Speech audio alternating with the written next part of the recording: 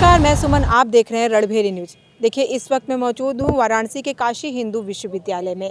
वही जो इस समय चल रहा है यूजीसी एक्ट, लेकिन हम यहाँ पर बात करने आए हैं कि यूजीसी एक्ट जो आया था वो किस तरीके से छात्रों, जो कि कैंपस के अंदर जो छात्र हैं, उनको कैसे वो प्रभावित करता था। तो इस वक्त हमारे साथ मौजूद हैं शिवम जी, तो इनसे हम मुलाकात करते हैं, बात करते हैं, क्योंकि आपने कुछ दिन पहले कुछ महीनों पहले आपने देखा था कि ये धरने पर बैठे थे अपने एडमिशन को लेकर के। अब ये जो है मुद्दा वहाँ से कनेक्ट है। रीज़न ये है कि यूजीसी एक्ट बहुत सारी चीज़ें लेकर के आया, लेकिन फ़िलहाल में उस पर अभी रोक लगी है। कुछ दिनों पहले आपने देखा कि काशी हिंदू विश्वविद्यालय में यूजीसी एक्ट के समर्थन में यहाँ पर रैली निकली थी, लोग समर्थन किए थे। तो उसमें शिवम जी भी मौजूद थे, उनसे हम जानेंगे। यूजीसी एक्ट आया, बहुत विरोध हुआ, सवर्ण समाज के लोगों ने बहुत विरोध किया कि इसका गलत फ़ायदा यहाँ पर उठाया जा सकता है। क्या कहेंगे? देखिए, जब भी कोई कानून आता है तो वो बहुत ही गहन जांच और परख के बाद आता है। कहीं ना कहीं सरकार को या विद्यालय अनुदान आयोग को ये डाटे आंकड़े मिले होंगे जो यथार्थ भी हैं कि केंद्रीय विश्वविद्यालयों में, राज्य विश्वविद्यालयों में या सामाजिक शिक्षण के जो भी संस्थान हैं वहाँ पर अभी भी आर्थिक रूप से, जातिगत रूप से भेदभाव मौजूद है। तो उनको ध्यान में रखते हुए कानून लाया गया। और ये यथार्थ भी है कि जो पिछड़ी जाति के लोग हैं उनका शोषण यथार्थ है, कहीं ना कहीं वो अभी भी पिछड़े हैं। लेकिन जब भी कोई कानून है तो मेरा ये कहने का अर्थ है सिर्फ कि सर्व समाज को ध्यान में रखते हुए, समतामूलक समाज की स्थापना करते हुए कानून को लागू किया जाए और लाया जाए। देखिए, हमने उन दिनों देखा था कि आप धरने पर भी बैठे थे, तो उसको कैसे आप कनेक्ट करते यूजीसी? हाँ, मैं उसको इस प्रकार कनेक्ट कर रहा हूँ कि कभी कभी ऐसा होता है कि विद्यालय या केंद्रीय विद्यालयों में या महाविद्यालय में, राज्य सामाजिक शिक्षण के संस्थानों में, वहाँ पर क्या करते हैं कि संवैधानिक नियमों का पालन नहीं किया जाता है। ऐसे मेरे मामले में ये था कि हमारे विभाग में 7 सीटें प्रकाशित हुई थी और कॉन्स्टिट्यूशन रूल ये कहता है कि अगर 4 या 4 से ऊपर सीटें प्रकाशित होती हैं किसी भी पोस्ट के लिए, तो उसमें आप हर समाज के लिए एक सीटें देंगे। उन 7 सीटों में से एक सीट बन रही थी एससी कैटेगरी के लिए, तो वो सीट उसमें नहीं दी गई हमको, हमारा हिस्सा कोई और खा गया था। तो उसमें मैं क्या कहते हैं कि ये कह ली जाए कि मैं जातिगत भेदभाव के कारण मेरा दाखिला कैंसिल कर दिया गया था, जबकि मेरे 93 परसेंटाइल थे। अब वो मेहनत से कारण था या जातिगत भेदभाव के कारण था, क्या था, लेकिन मेरा दाखिला नहीं किया गया। बाद में मैंने जाके वहाँ पर धरने बैठा शांतिपूर्वक। फिर इसी काशी हिंदू विश्वविद्यालय ने ही विद्यालय अनुदान आयोग और शिक्षा मंत्रालय के हस्ते से मेरा दाखिला सुनिश्चित किया। तो कहीं ना कहीं वो चीज़ें यही न थी कि भाई आप पिछड़े हैं इसीलिए आपका दाखिला नहीं किया, जबकि मैंने सारी योग्यताएं पूरी की हुई थी। अगर यूजीसी एक्ट होता तो? अगर उसमें यूजीसी एक्ट होता तो शायद ये चीज़ें ना होती।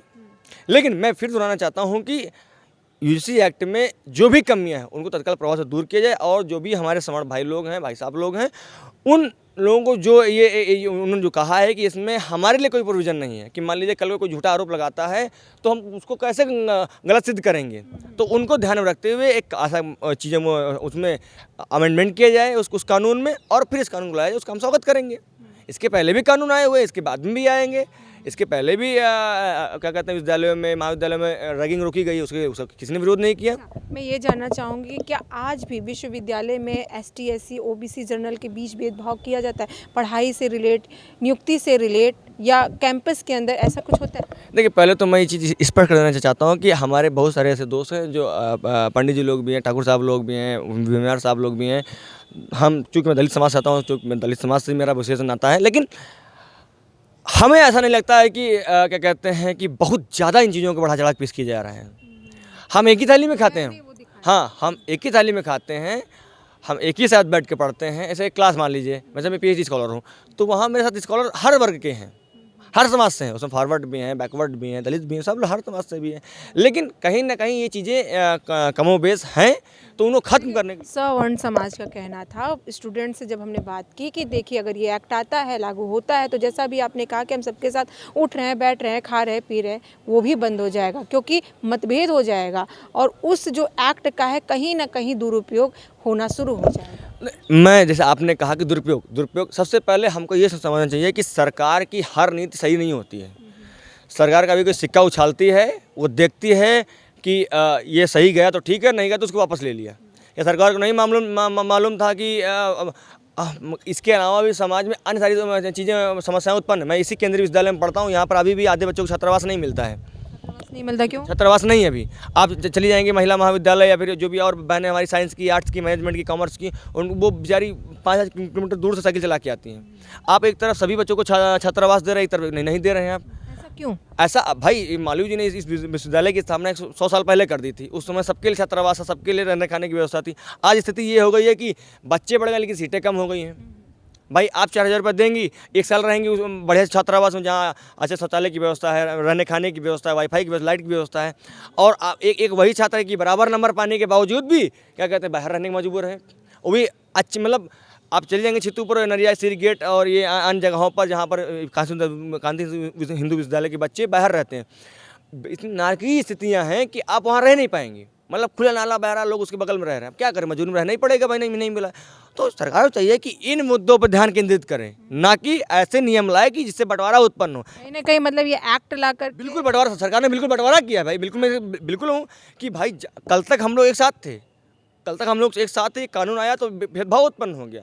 कहीं ना कहीं मानसिक रूप से, शारीरिक रूप से चीज़ें विद्वेष उत्पन्न हुआ है। क्योंकि सरकार का ये काम होता है कि सभी वर्ग को साथ लेके चलने का। और सरकार ही विद्वेष उत्पन्न करे तो कैसे काम चलेगा भाई? तभी सुप्रीम कोर्ट ने इसको संज्ञान लिया और तत्काल प्रभाव से इसमें स्टे लगाया है। एक स्टूडेंट होने के नाते आप क्या चाहेंगे कि जो एक्ट आया है ये 2026 का, इसमें क्या संशोधन होने चाहिए, किस तरीके से? एक काशी हिंदू विश्वविद्यालय का एक जिम्मेदार सोच छात्र होने के नाते बस मेरा यही सरकार से गुजारिश है, माननीय न्यायालय से गुजारिश है कि इसमें सभी समाज को ध्यान में रखते हुए, उनके हितों को ध्यान में रखते हुए कानून को संशोधित किया जाए, उसके बाद इसको लागू किया जाए, ताकि किसी समाज को न हानि होने पाए न लाभ होने पाए, चीज़ें संतुलित रहें। बहुत बहुत धन्यवाद हमसे बातचीत करने के लिए। देखिए अभी हमारे साथ शिवम जी मौजूद थे। इन्होंने हमें बताया है कि जो यूजीसी एक्ट लाया गया था वो कहीं ना कहीं अच्छा भी था और कहीं ना कहीं उसका बुरा प्रभाव भी पड़ सकता है। उनका ये कहना था कि जो एक्ट लाया जाए उसमें सभी के लिए समान नियम बने, समान कानून बने, और इसको लेकर के आज उन्होंने अपनी सभी बातों को यहाँ पर रखा है।